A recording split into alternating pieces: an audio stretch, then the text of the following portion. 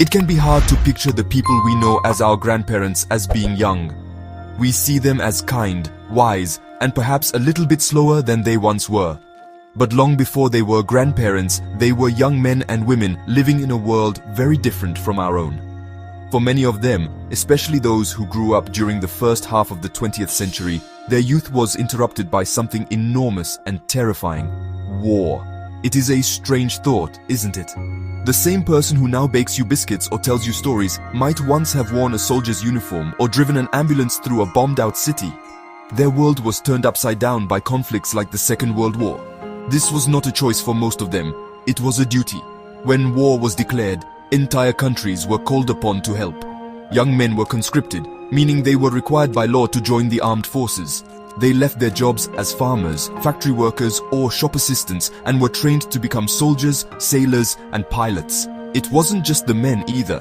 Young women also played vital roles. They joined the war effort as nurses, mechanics, code breakers, and factory workers, building the very planes and munitions their brothers and husbands would use in battle. Their lives, once filled with ordinary hopes and dreams, were suddenly put on hold for a much larger, more dangerous cause. Imagine leaving everything you know behind. You would say goodbye to your family, not knowing if you would ever see them again. You would trade your comfortable bed for a rough bunk on a ship or a cold trench dug into the earth. The food would be strange, the work would be exhausting, and the constant threat of danger would hang over you every single day. This was the reality for an entire generation of young people who are now our grandparents. They were asked to make immense sacrifices, to face their deepest fears, and to endure hardships that we can barely imagine today, all in the name of protecting their country and the people they loved back home. It is important to understand that when we say grandparents went to war, we mean they did so when they were young adults. They were not sent to the front lines as elderly people. They were teenagers and people in their early 20s, the age of university students or those just starting their careers today. The war took their youth, and in its place, it gave them experiences that would shape the rest of their lives. These experiences, both good and bad, are woven into the fabric of our family histories. They are stories of a generation that faced an extraordinary challenge and did what they felt they had to do, changing the world in the process. When war broke out, the decision to join was often not a choice at all. For millions of young men, receiving a conscription letter was an unavoidable reality. It meant packing a small bag and reporting for duty, leaving behind sweethearts, parents, and siblings. They were sent to training camps where they learned to march, to handle a rifle, and to follow orders without question. They were preparing for a world of unimaginable peril. The dangers they faced were constant and varied. A soldier on the front line had to contend with enemy fire, artillery shells, and the ever-present threat of disease in cramped, unsanitary trenches. Life was lived on a knife's edge, where a single moment of bad luck could be the end. For those serving in the Navy, the vast ocean was both their home and their biggest enemy. Sailors like Keira Knightley's grandfather, Mac, who served on HMS Wolverine, spent months at sea on ships that were prime targets for enemy submarines and aircraft. They endured rough seas, cramped living quarters, and the terrifying possibility that a torpedo could strike at any moment, sending their ship to the bottom of the cold ocean. They were responsible for protecting vital supply convoys or hunting for enemy vessels, tasks that required immense bravery and skill. A moment of heroism, like rescuing hundreds of fellow soldiers from the water, was often followed by long periods of intense anxiety and the deep sadness of losing friends and shipmates. The war was fought in the skies as well, where young pilots and their crews faced some of the most daunting odds. Life expectancy for a bomber crew member was terrifyingly short. Every mission into enemy territory was a gamble against anti-aircraft guns and enemy fighter planes. They flew in freezing, unpressurized cabins for hours on end, their bodies pushed to the limit, all while navigating through darkness and danger to reach their targets. Their courage was astonishing. They knew the risks every time they climbed into their aircraft, yet they did it again and again, driven by a sense of duty and a belief in the cause they were fighting for. The emotional toll was immense, as every mission could mean the loss of friends.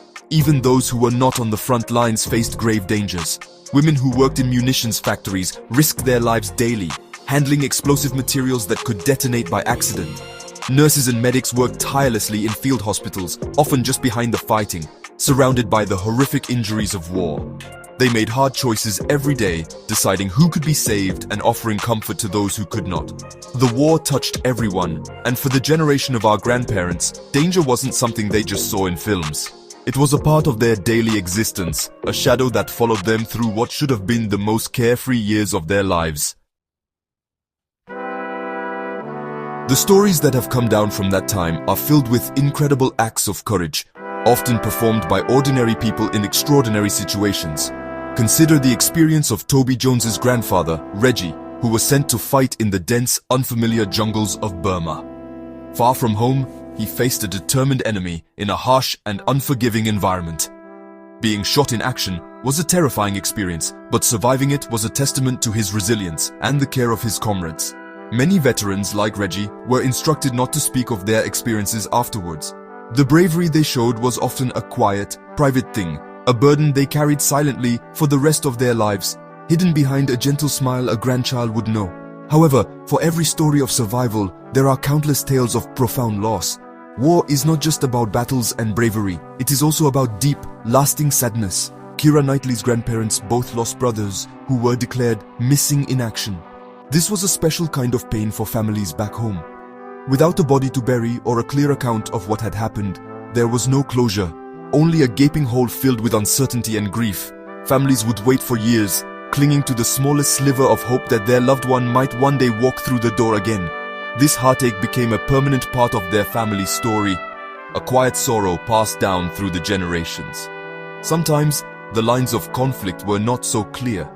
Emily Sanders' maternal grandfather, Bob, served in the British Army during the Second World War, but was later sent to Kenya to suppress an anti-colonial uprising. This shows that the experiences of war were complex, and grandparents sometimes found themselves involved in conflicts that are viewed very differently today. On the other side of her family, her paternal grandfather, in what was then Northern Rhodesia, fought against the colonial system. These stories show that grandparents were not just participants in war, but were also caught up in the great historical changes of their time, sometimes on opposing sides of a struggle for freedom and identity. Survival itself was a form of courage.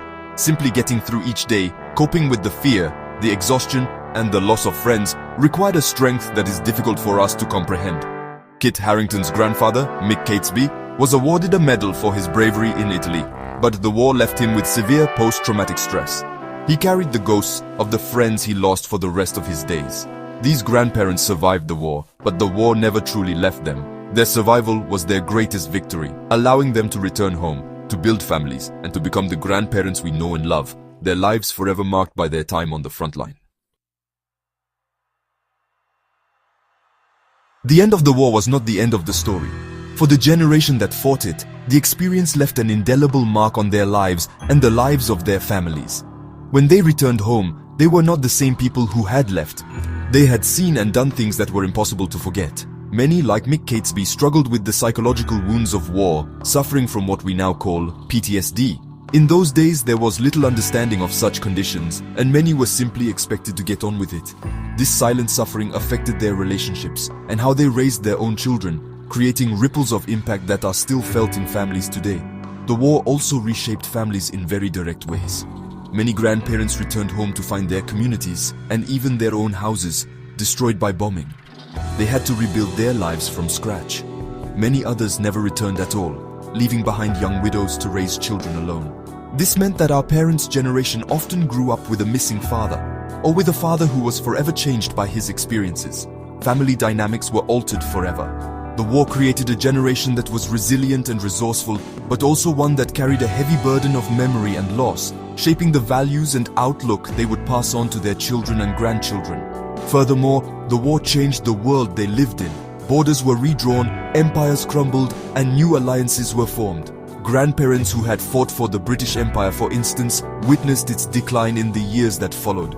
This global upheaval meant that the world their children grew up in was vastly different from the one they had known before the war. Their experiences gave them a unique perspective on peace, freedom, and the cost of conflict. They understood, in a way we hopefully never will, how precious and fragile peace can be, a lesson they tried to impart to the generations that followed them, ensuring the sacrifices made were not in vain. That is why it is so important for us to listen to their stories. By asking our elders about their lives, we do more than just learn about history, we honor their experiences. We show respect for the immense challenges they faced and the sacrifices they made.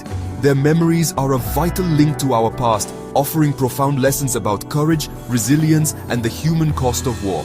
Remembering what our grandparents' generation went through helps us to appreciate the peace we enjoy today and reminds us of our shared responsibility to build a better, more peaceful world for the generations that will come after us. Their legacy is not just in the past, it is a guide for our future.